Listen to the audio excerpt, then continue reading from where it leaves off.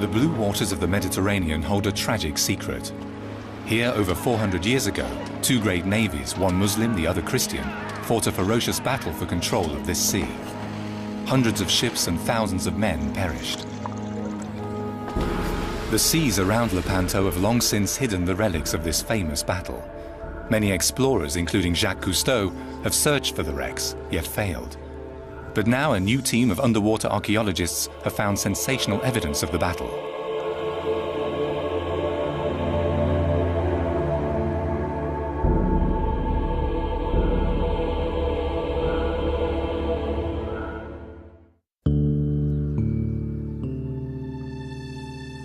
The Mediterranean Sea is a treasure chest of maritime history, a veritable goldmine for scientists and adventurers alike.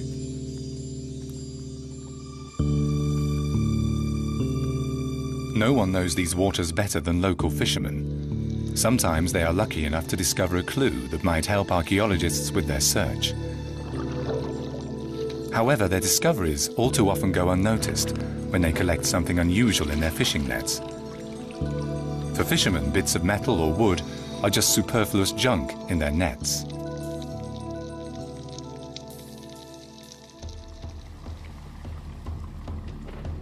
In the port of Messalongion, last-minute preparations are underway before the search begins for the shipwrecks of the Battle of Lepanto.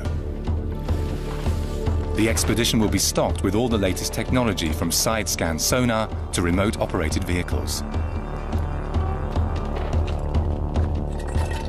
The team has been preparing for over a year. Now its date with history is underway.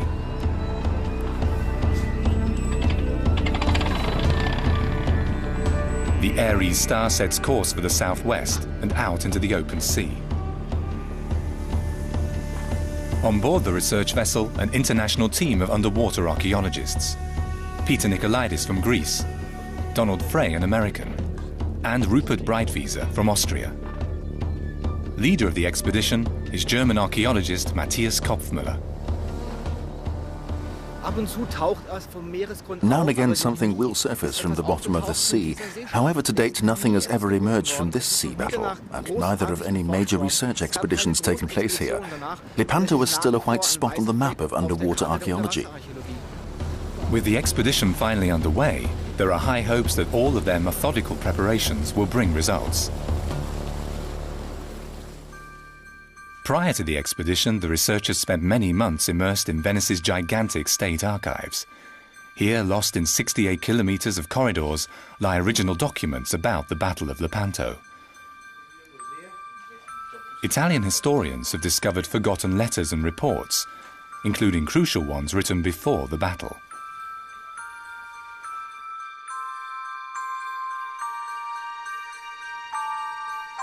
In the 16th century, Spain was Europe's leading power. In Madrid, King Philip II ruled his empire with a heavy hand. He was a devout Catholic. In Italy, the Papal States were the religious center of power, led by Pope Pius V in Rome. The other power was Venice, Europe's commercial capital. The fleets of Venice's leader, Doge Loredano, had a monopoly over Mediterranean trade. During their investigation, Professors Marco Morin and Paolo Zelmi have discovered eyewitness records. They confirm the Venetians were long preparing for the all-decisive battle with their Turkish rivals. The documents mention nighttime meetings, new secret weapons, and calls for war.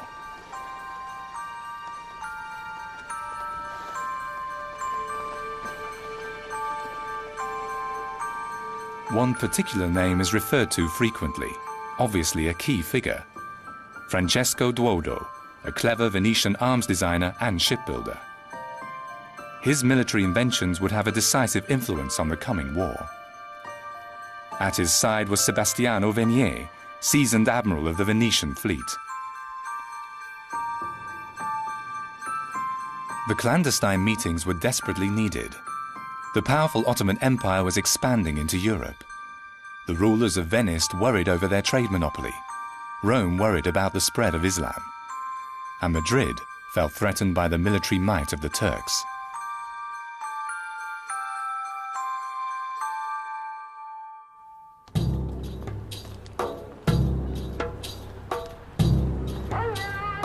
The Ottoman Empire's capital was Constantinople, present-day Istanbul. As the empire grew, the thriving metropolis became an important naval port.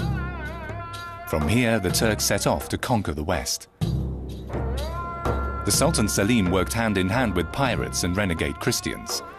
Their advance by water and by land seemed unstoppable. In Eastern Europe, they left behind a trail of destruction.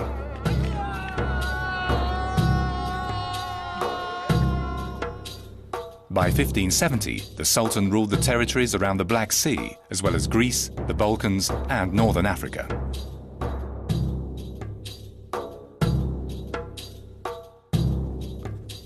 Another momentous discovery was made recently by Turkish historian Idris Bostan. He found original documents once presumed lost about the Turkish fleet. They date back to the Battle of Lepanto.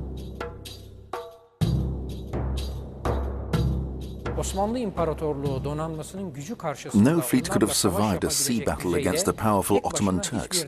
No country had a fleet to match that of the Turks.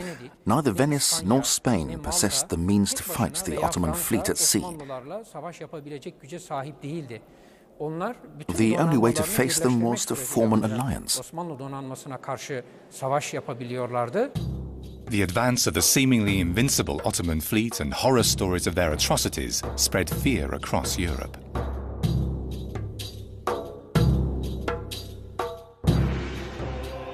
The Vatican was alarmed. More than the ransacking of southern Europe, the Papal State dreaded the expansion of Islam towards the West.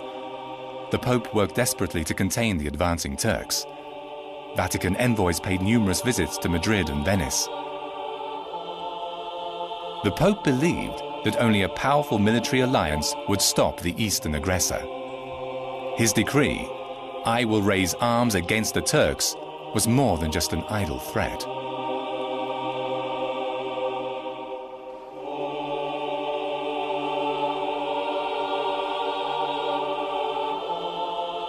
He made over a dozen attempts to form a Christian alliance, in vain.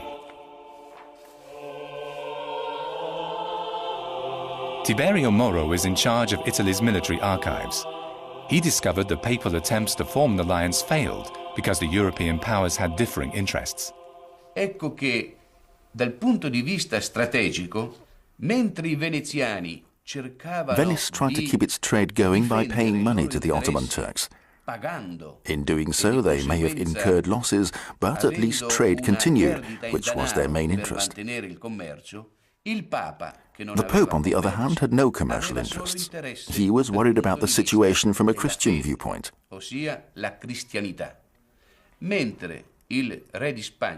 The King of Spain, Philip II, was afraid of losing the land in northern Africa to the Turks that his father, Charles V, had conquered.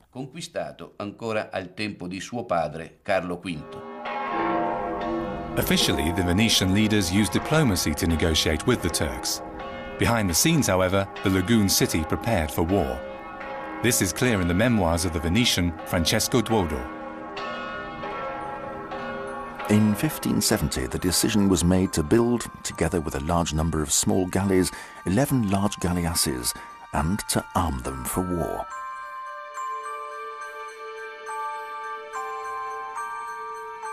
It was the birth of a new type of ship, the formidable galleass. Questo venne fatto in gran segreto. Everything was done in absolute secrecy. The ships were armed with immense artillery, in total with 30 to 40 guns each. These were positioned both in the bow and the stern, as well as in broadside, so the ships could fire in all directions.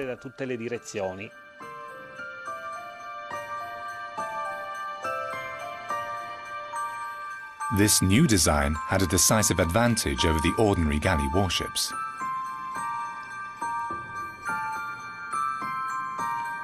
The old-style galley had just 6 light guns and 1 heavy gun at the bow, and only 2 small guns in the stern, and it could only fire forward or backwards. When attacked from the side, these guns were useless. The archaeologists on board the Ares Star know exactly how these ships were constructed and equipped. They should be able to identify a galley if they are lucky enough to find one. The battle took place in the Gulf of Patras. It's been over 400 years since the warships fell to the ocean floor. Final preparations are made to check the equipment. The side-scan sonar can trace objects on the seabed. Another device, the Remote Operated Vehicle, or ROV, can be used as an underwater camera down to 200 meters. All the data from these search tools will be analyzed and tracked by computer.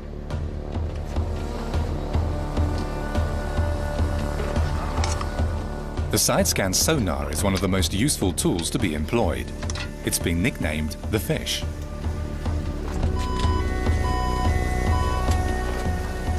Highly sensitive sensors on the fish employ sonar to map a 3D image of the seabed. It produces sound waves and then reads the echoes that bounce back. We've divided our search area into squares, which we will comb with the ship, aided by computer. We can do this very precisely in the sub-meter range.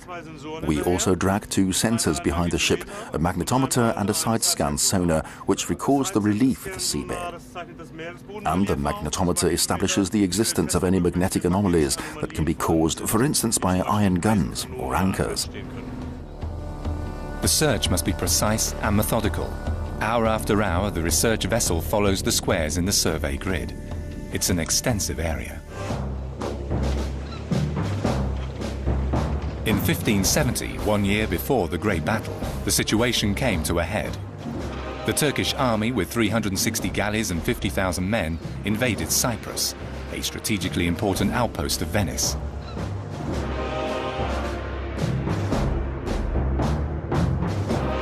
At first, the fortress town of Famagusta put up a strong resistance against the Turkish siege. The well-guarded fortress town held out for months against the invaders. But eventually, Famagusta's supplies and ammunition ran low. The Venetian cannons eventually fell silent. Marcantonio Bragadino, the fortress commander, finally hoisted the white flag. Despite his honorable surrender, the conquerors cut off his ears and nose and flayed the unfortunate man alive. The fall of Cyprus focused the European leaders like never before. The Vatican envoys in Madrid and Venice hurried their negotiations. With the horrific events in Cyprus ringing in their ears, the alliance which the Pope so desperately needed finally came together. Eventually, all sides reached an agreement. The treaty was signed on May the 24th, 1571, in Rome. So, 400 years ago, an alliance was formed that was actually comparable with today's NATO. The European alliance was named the Holy League. Its members were Spain, Venice, Savoy, Genoa, Sicily, and Malta, and of course, the Vatican. The Pope also contributed armed forces, led by an exceptional strategist with a brilliant career, Admiral Marcantonio Colonna, who had already fought against the Turks in Cyprus. In May 1571 in St. Peter's Basilica, the Pope presented Colonna with his mission. In the name of the Holy League, he was to set up a European armada to confront the Ottoman fleet under the banner of the cross. This was to be a holy war.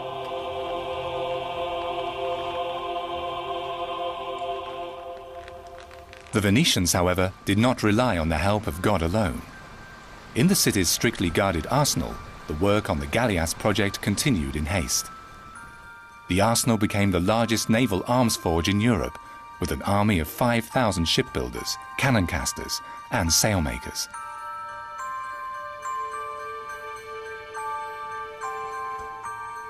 The crucial feature of the new type of ship was the broadside armament. For the arms designer Francesco Duodo and Admiral Sebastiano Venier, the new galleass would be a turning point in history. They immediately put to sea on a special mission. It says here that Venice's leading captains were given orders to immediately find and, if possible, kill the Turkish captain Scirocco, and that this had to be done in a cautious, resourceful and discreet manner. ogni prestezza il capitano turco Scirocco. It amounted to an assassination order for the Turkish commander. Per assassinare uno dei comandanti turchi. Venice provided the largest contingent for the Holy League, as well as the fleet's pride, the 6 galleasses. These maritime combat machines were a watershed in the history of warfare. In the Gulf of Patras, the Ares star moves carefully along its course. For the archaeologists, the discovery of the remains of a galley would be a dream come true. The side-scan sonar is continually in use. A slow search like this can test the patience of the men on board, and particularly the expert at the computer, who must observe every minute detail.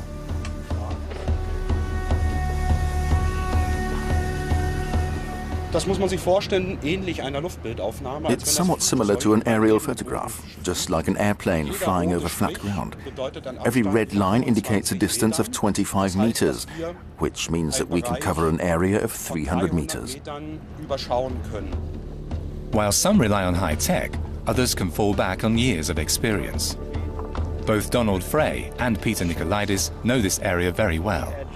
They've been here before on separate expeditions, searching for Lepanto artifacts. 295, Nikolaidis explored the Gulf in 1976 with Jacques Cousteau.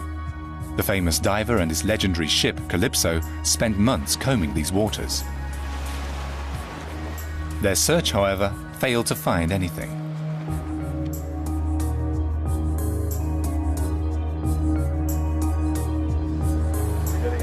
Donald Frey, on the other hand, was a little more successful. The physicist explored the same terrain 5 years ago with Peter Throckmorton, a reputable British underwater archaeologist. The side-scan sonar they used registered slight deflections, but the scientists could not identify the strange figures in the sonar pictures.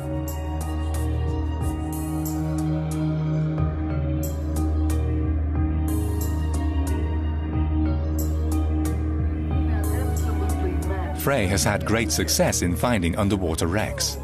His most notable discovery is the wreck of a Bronze Age merchant ship. The kind of thing that we found on our excavation, 3,000-year-old gold pendants, maybe you can't find that, but you know, if you're lucky, you have a good chance to find a scabbard with a gold handle, ivory handle, or something like that. The magnificent weapons of the wealthy people that were involved in this battle. The men will use a gas mixture called Tremex that allows them to dive to very great depths. Everything is ready for their first mission. This is the chance to make a great historic discovery.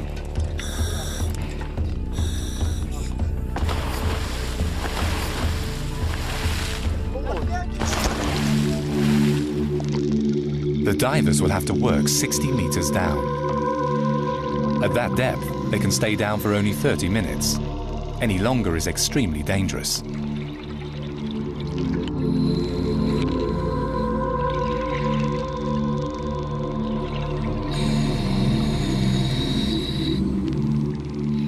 The seabed here is a gloomy desert of sand and mud, all except for a peculiar trough.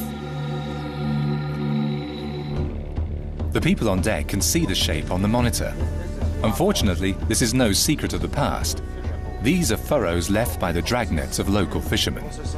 For the archaeologists, it's a minor disaster. Everything's been scattered around. There's no way we'll find a wreck in one piece with all this dragnet fishing. The frames they use weigh up to a ton, and when they're dragged over the sea floor, they pull everything apart and scatter it in all directions.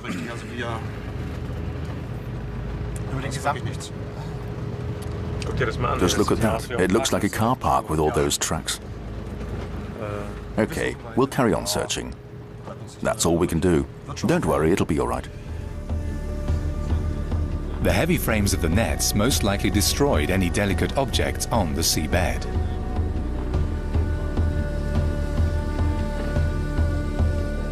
There's yet another problem to complicate the search.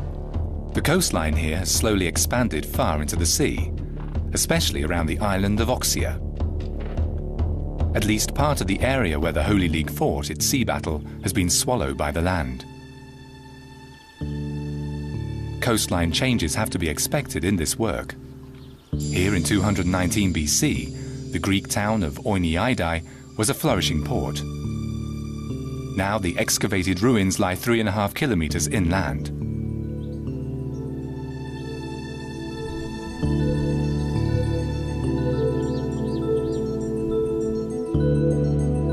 For the scientists on the Ares star, the ruins of the ancient walls and harbour of Oiniaidai contain important information.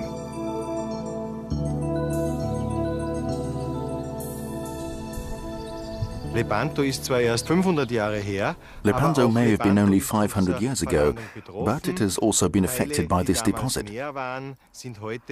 Parts that were sea back then are now covered by sediment and have become swampland. One can safely assume that several ships aren't lying at the bottom of the sea, but that they're buried under sediment. And it's also safe to assume that other islands existed around Oxia and that the coastline was a fair way inland compared to now.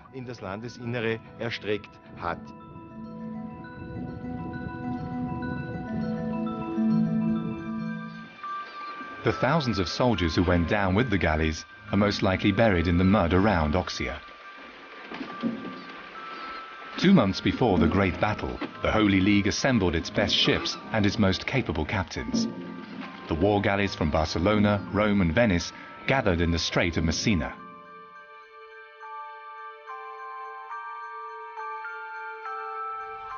For a time, Messina became a gigantic naval base. The Real, the flagship of this impressive Christian armada, arrived there on August the 24th, 1571.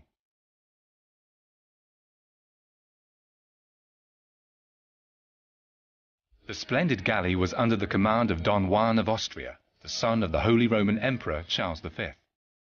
He had supreme command over the entire fleet. At the age of 26, Don Juan was already at the height of his career. His successful campaign against the Moors already earned him great fame. Now he was to lead 280 ships into a battle that would decide Europe's future. Don Juan recorded his recollections of those fateful days in a letter. They all went into the battle with the greatest yearning, although one believed that the enemy fleet was much larger than our own. Due to the victories achieved in the past, the enemy was accustomed to military success and thought little of our strength. On arriving at Messina, Don Juan inspected all the ships of his fleet. The Venetian galleys were undermanned, so he moved Spanish soldiers onto them. But this action unleashed tensions between the alliance that nearly undermined the Holy League. Sebastiano Venier, the supreme commander of the Venetian fleet, was an old, choleric and irritable man. A fierce quarrel broke out between him and Don Juan of Austria in Messina when Venier hung one of Don Juan's officers because he apparently didn't show enough deference to the Venetians. From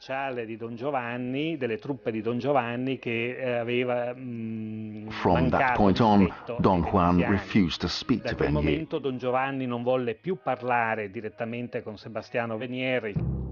Neither the tensions in the alliance nor the massing of troops off Sicily could be kept secret from the Turks. They had spies everywhere. When news reached the Sultan in Constantinople, he summoned his war council without delay. The Sultan's spies did their job well. The archives in Istanbul show exactly what the Sultan knew.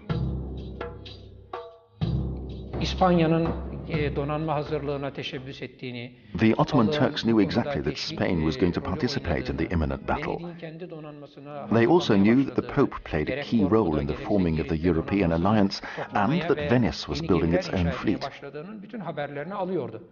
The Ottoman leaders watched every move of the enemy and immediately passed on the information to the captains and admirals of their fleet. The Turkish fleet was ordered to sail at once to the small port of Lepanto. This was the Turks' strategic naval base in the Gulf of Patras. Lepanto had been a Turkish stronghold for years. Behind the thick walls, the Muslim commanders worked out battle plans against the Christian fleet. They appointed the victor of Cyprus as commander-in-chief. His name was Ali Pasha. His second in command was a fearless and resolute pirate, Uluj Ali Pasha. The captains were confident. For decades, the Turkish fleet had always been victorious, ever since the Battle of Preveza in 1538. The Mediterranean was their dominion.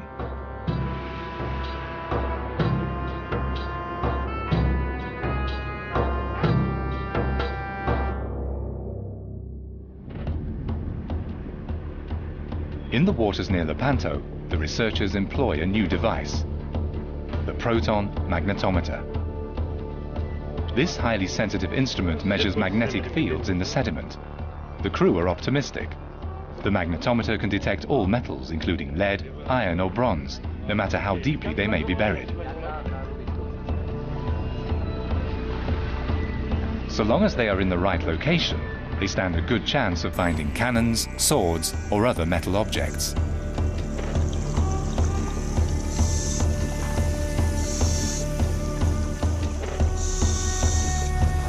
Unfortunately, an abrupt steering maneuver shatters their hopes. The magnetometer has just scraped the bottom and the depth sensor has stopped working. Now we have trouble holding it at the right height. We can't gauge how far it is above the seabed, so we have to abandon the whole thing for now. The damage cannot be repaired. Now only the side-scan sonar can provide usable information.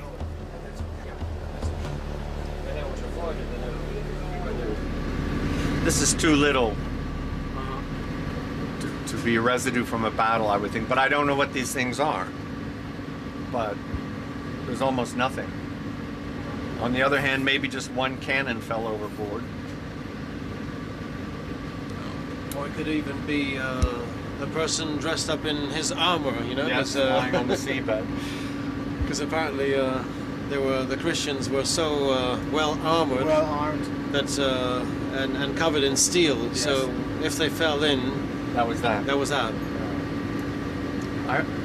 Your divers have to be prepared, you know, to find skeletons. Yeah, we know that. You know. We know that. On September the 16th, 1571, the Holy League's fleet left the Strait of Messina and set course for the east. Their destination, the island of Oxia. They too had spies who reported on the movements of the Turkish fleet.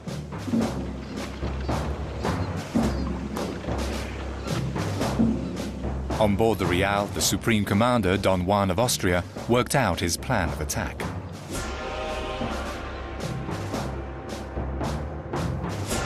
The Venetian commander would bring the 6 new miracle weapons, the galleasses, into position at the front of the fleet. The other Venetian leaders had the task of protecting the flagship Real.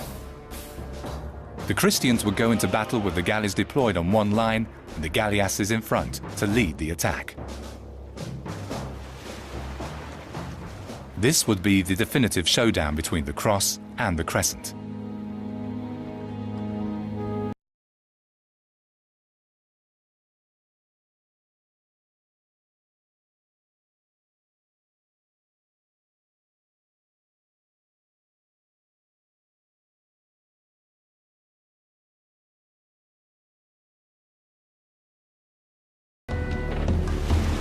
The men on board the Ares Star have been searching for days, hoping for a lucky break. The monotony is broken when unusual images appear on the screen. Okay. Yeah, look at this. Wow. Wow. That's a lot. 1, 2, 3, 4, 5. Really lot. But not too big, huh? No. It's not, looks not like a wreck or anything. No. Wow. More and more. Could this be from the battlefield? Yeah. There's a lot of wreckage here. Yeah. And there has to be some unusual explanation for this. It's very impressive. Yeah. Very big. And especially it's still very quiet over here. This would be maybe the size of one of the smaller galleys or something like that. If it went in the sand and then the sand covered it, you had a slight rise above the bottom. But so many targets. It's got to be something. The scientists now need to understand the meaning of these irregularities. Could they be the remains of the actual galleys they're looking for? It's possible. The size of the area is large enough. This discovery could well mark the turning point of the expedition. I'm pretty certain that it's not a riprap or a dumping area. Due to the structure and the positions of the individual objects, the way they are scattered over a large area, it seems very likely that this is a wreck.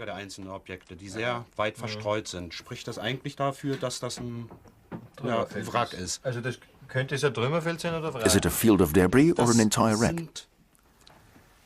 In my opinion, these are parts of a wreck.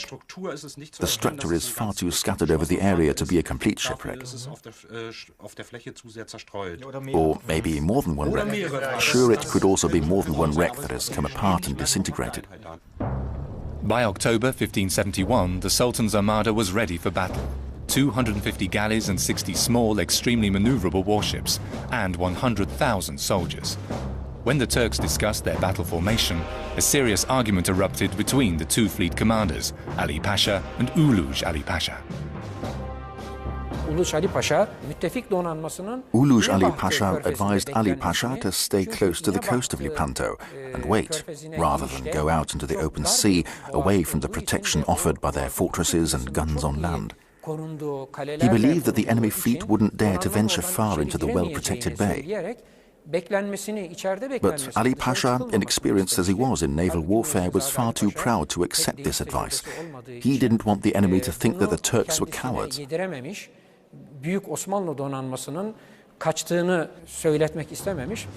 So the Ottoman fleet left the safety of Lepanto and put to sea.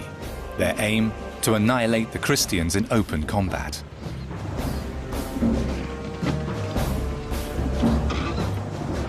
When the two fleets met, they formed a battle line in the Gulf of Patras that extended over 5 kilometers. The two fleets numbered 600 ships and carried over 200,000 soldiers. There were so many vessels it took the sailors 2 hours to maneuver them into position, closely packed, oar to oar.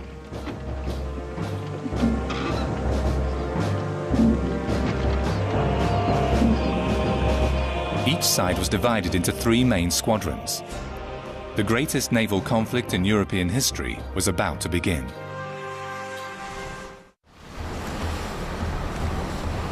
The Lepanto expedition is still a long way from prizing any secrets from the Gulf of Patras. Fierce spring tempests have forced them to stop searching. The situation couldn't possibly be any worse. We have located the target area, we have definite indications that we are directly above some remains of the Battle of Lepanto, but in this weather we can neither dive nor use our detectors. The archaeologists used the time to reconstruct the known facts of the battle with the aid of the charts. Only a few days later, their fortunes change. Local fishermen come to the team's assistance. They tell them about a mysterious old shipwreck at a depth of 10 meters, not far from the island of Oxia.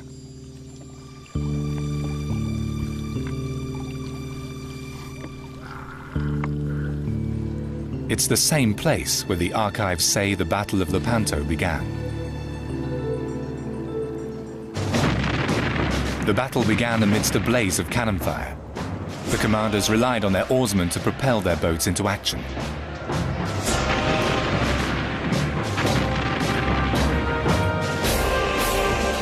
For the Christian Don Juan and the Muslim Ali Pasha, this was the day of reckoning between two civilizations, between two religions. On board the Real, the Christian Supreme Commander gave the order to ram the enemy ships. As one could recognize the Turkish flagship by the pennants it carried, I ordered the helmsman to steer the galley directly up to it. So he did, and the two ships attacked one another with great force. The Muslims outnumbered the Christians, but the Christians had more sophisticated weaponry. Their guns were far superior to the Turkish crossbows.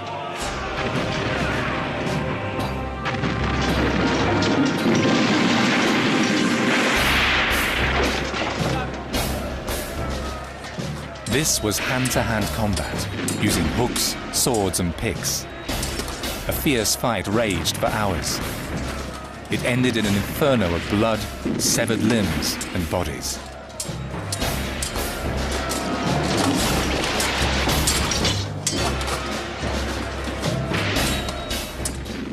I testimoni oculari della battaglia nelle loro relazioni Eyewitnesses mentioned the hellish noise in their reports, the thunder of the guns, the bang of exploding galleys that were hid in their gunpowder stores. Ricordano le urla dei feriti, the screams of the injured, and the sound of the drums, trumpets and whistles that were used on both sides to boost their soldiers' courage.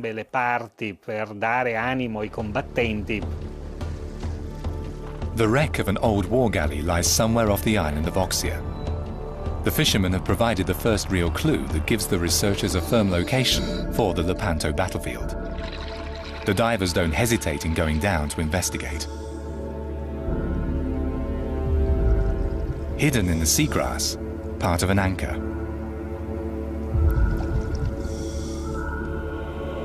Only a few meters away, they find a field of debris.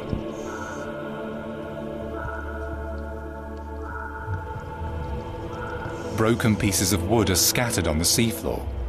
The first impression is one of complete chaos.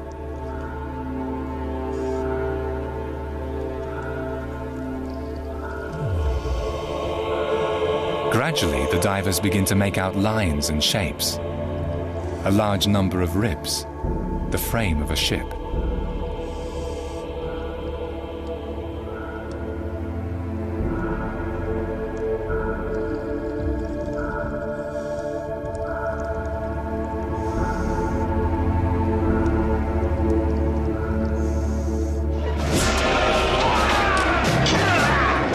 The Battle of Lepanto was at its fiercest around the center of the formations, especially around the ships of Don Juan and his rival Ali Pasha.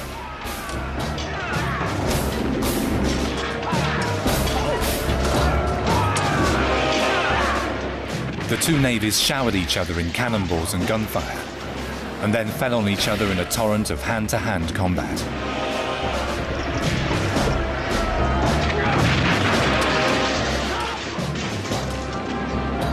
The Spanish poet Cervantes knew firsthand the gruesome deeds of naval warfare.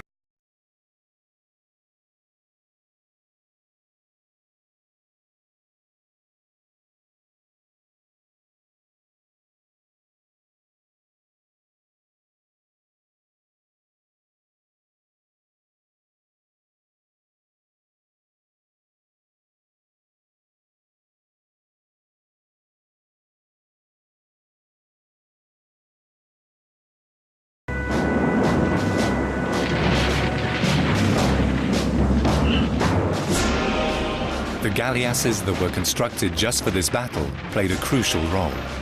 Their high-built decks made boarding and capture impossible. Moreover, they could fire from all sides. Venice's brilliant invention quickly obliterated a third of the entire Ottoman fleet. Just 4 of these extraordinary warships destroyed 108 Turkish galleys. The Ottoman formation was crippled, the proud supremacy of the Sultan's fleet broken. The bulk of the Turkish armada sank to its doom in the Gulf of Patras.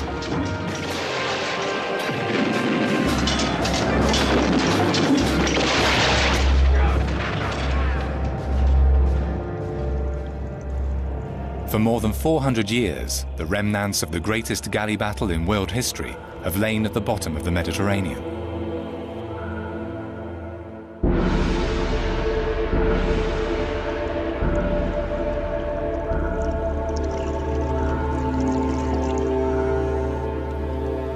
The shipwreck discovered by the Lepanto expedition is slowly revealing its secrets. With every new piece of evidence, the historical picture falls into place. Even the smallest object provides useful information.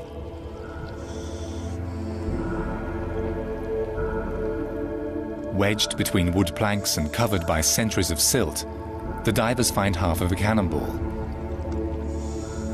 Scientific examination will determine its age and say whether the iron ball originates from the Battle of Lepanto.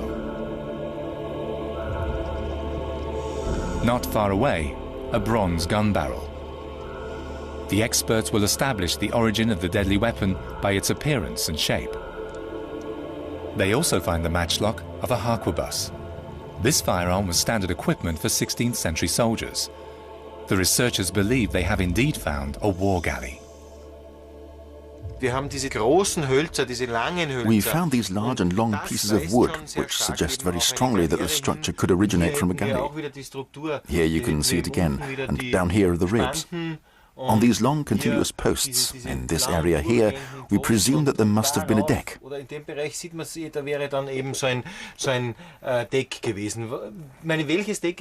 cannot yet tell which deck it is, whether it was the lower or the upper deck that simply collapsed and broke away. We would have to dig it out, but it's definitely the supporting structure of a deck. Another clue that this is a war galley. There is no evidence of any cargo. The flat structure of the keel and the narrow-spaced cross ribs offer further proof.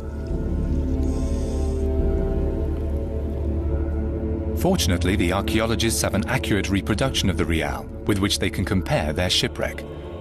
The shape is identical, but it's too early to say whether this was Turkish or European. The wreck is the highlight of the expedition, a unique scientific treasure lying a mere 10 meters below the water's surface. It's presumably a galley. The site of the discovery off the island of Oxia and the historic archives support this notion.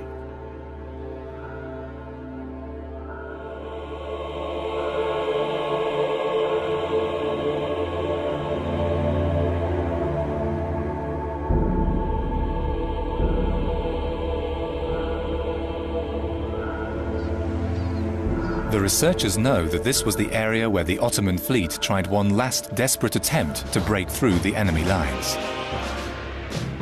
The Turks were not defeated easily.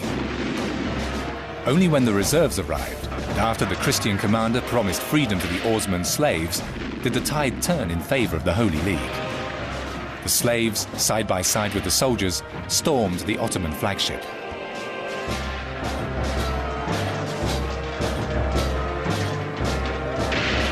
Ali Pasha, the Sultan's commander-in-chief, died under the axe. In a gruesome twist, Juan of Austria ordered the severed head of his arch-enemy to be carried through the triumphant crowd of soldiers. The battle was nearly won. However, the clever Ottoman pirate Uluj Ali Pasha was still at large.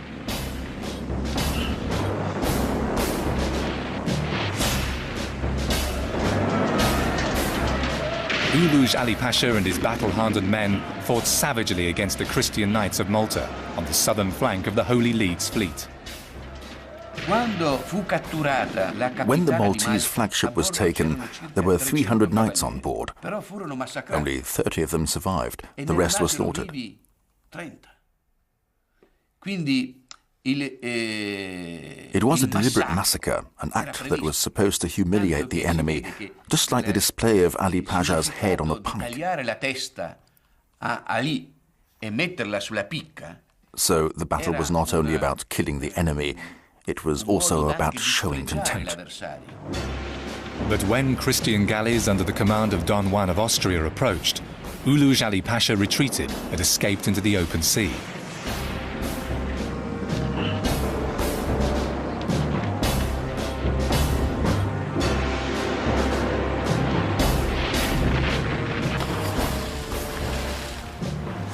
When the sun set on that day, the sea was dyed blood red.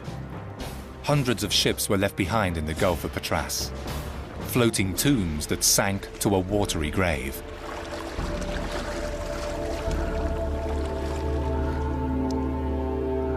The archives say that 30 Turkish galleys ran aground, sank or burned down near Oxia. So this shipwreck could be one of those galleys. The divers have found more crucial evidence. Several broken swords, some with their blades intact. Corrosion and incrustation have rendered them almost unrecognizable. It will take further analysis to determine whether the soldier who once carried this weapon was Muslim or Christian.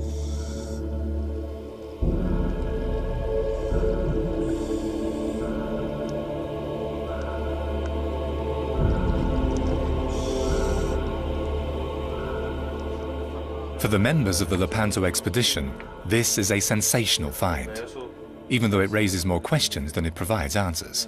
We found a cannonball, we found a gun,